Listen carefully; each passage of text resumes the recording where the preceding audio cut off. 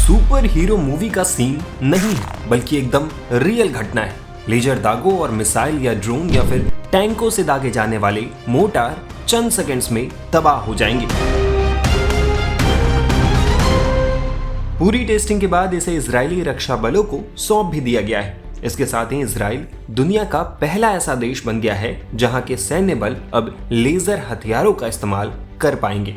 हालांकि इजराइल के अलावा भी कई देश लेजर हथियारों को विकसित करने की कोशिश में लगे हैं। भारत ने भी अप्रैल 2025 में अपने लेजर डायरेक्टेड वेपन MK2A की टेस्टिंग की थी। इसके बाद अगस्त महीने में भी इसकी टेस्टिंग की गई थी। वहीं अमेरिका ने अपने नौसेना जहाजों के लिए हेलियोस 60 किलोवाट की टेस्टिंग की। चीन में LW-30 और रूस में पेरिस्विट नाम के लेजर डायरेक्टेड वेपन्स पर काम चल रहा है। लेकिन इजराइल का आयरन बीम पहला ऑपरेशनल लेजर डायरेक्टेड वेपन है। तो सबसे पहले इजराइल की बात कर लेते हैं, फिर भारत के लेजर हथियारों को लेकर भी बात की जाएगी। दरअसल लेजर एयर डिफेंस सिस्टम की सबसे बड़ी खासियत उसकी कम लागत है। यह पारंपरिक मिसाइलों से हजारों गुना कम लागत पर काम करता है। ऐसे में मिसाइलों और ड्रोन्स के लगातार हमलों को निष्क्रिय करने का बेहद सस्ता तरीका इजराइल ने निकाल लिया है। दरअसल इजराइल की सुरक्षा चुनौतियां हमेशा से ही अभूतपूर्व रही हैं। साल 1948 में स्वतंत्रता के बाद से अरब पड़ोसियों के हमलों, 1967 के 6 दिवसीय युद्ध, 1973 के योम किपुर युद्ध और उसके बाद फिलिस्तीनी आतंकवाद ने इजराइल को लगातार सतर्क रखा। लेकिन 2000 के दशक में स्थिति और जटिल हो गई जब हमास ने गाजा से कसाम रॉकेट दागने शुरू किए। ये सस्ते घरेलू बने हथियार थे जो हजारों की संख्या में आते, लेकिन आयरन डोम जैसी महंगी मिसाइलें इन पर खर्च हो जाया करती थी। साल 2014 के ऑपरेशन प्रोएक्टिव एज में हमास ने 4500 से अधिक रॉकेट दागे। इनमें से 90% रॉकेट्स को आयरन डोम ने रोक दिया। हालांकि इसमें इजराइल के अरबों डॉलर खर्च हो गए। इसके बाद से ही इजरायली रक्षा मंत्रालय और राफेल एडवांस्ड डिफेंस सिस्टम्स ने संयुक्त रूप से आयरन बीम प्रोजेक्ट पर काम शुरू किया और अब ये ऑपरेशनल हो गया है।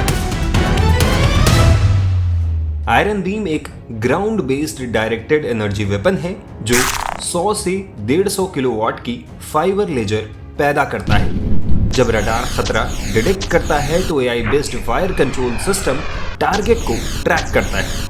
लेजर बीम टारगेट पर केंद्रित होती है जो उसे सतह को 2000 डिग्री सेल्सियस से अधिक गर्म कर देती है। नतीजा, इलेक्ट्रॉनिक्स पिघल जाते हैं, वॉरहेड फट जाता है और ये सब कुछ 4 से 10 सेकंड में हो जाता है। इसकी रेंज की बात करें तो ये 1 से 10 किलोमीटर है, जो छोटे मीडियम रेंज के खतरों के लिए कारगर है। ये बारिश, कोहरा या धूल किसी भी मौसम में काम कर सकता है। हालांकि भारी धूल या तूफान में बीम कमजोर हो सकती है। इसके लिए कोई गोला बारूद की जरूरत नहीं है, बस बिजली की जरूरत होती है जो डीजल जनरेटर से पूरी होती है।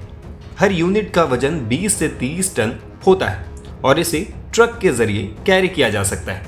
इसके साथ ही ये बहुत सस्ता भी है। जैसे आयरन डोम में इस्तेमाल होने वाली एक तमीर मिसाइल की लागत 20,000 से 30,000 डॉलर होती है, लेकिन आयरन बीम के शॉट में सिर्फ बिजली की खपत होती है, यानी करीब 2 से 10 डॉलर मान लीजिए। हालांकि इसके एक यूनिट की लागत 20 से 50 मिलियन डॉलर बताई जा रही है। आयरन बीम का सक्सेस रेट 90 से 95% बताया जा रहा है, खासकर ड्रोनों पर जहां मिसाइलें 50% तक फेल हो जाती हैं। भारत की बात करें तो DRDO यानी defence research and development organisation ने लेजर डायरेक्टेड वेपन MK2A की टेस्टिंग का ये वीडियो जारी किया था। ये 30 किलोवाट का लेजर सिस्टम है। ये 5 किलोमीटर की रेंज तक ड्रोन और UAV को हवा में नष्ट कर सकता है। रिपोर्ट्स के मुताबिक DRDO 300 किलोवाट की सूर्या लेजर वेपन पर भी काम कर रहा है, जिसकी रेंज 20 किलोमीटर होगी। यह हाइपरसोनिक मिसाइलों और अटैक ड्रोनों को तबाह करने में सक्षम होगा। मेक इन इंडिया के तहत ये स्वदेशी प्रोजेक्ट हैं जो आकाश S-400 और बराक 8 जैसे सिस्टमों के साथ इंटीग्रेट होंगे। उम्मीद की जा रही है कि साल 2026 तक भारत भी लेजर हथियारों की तैनाती शुरू कर देगा।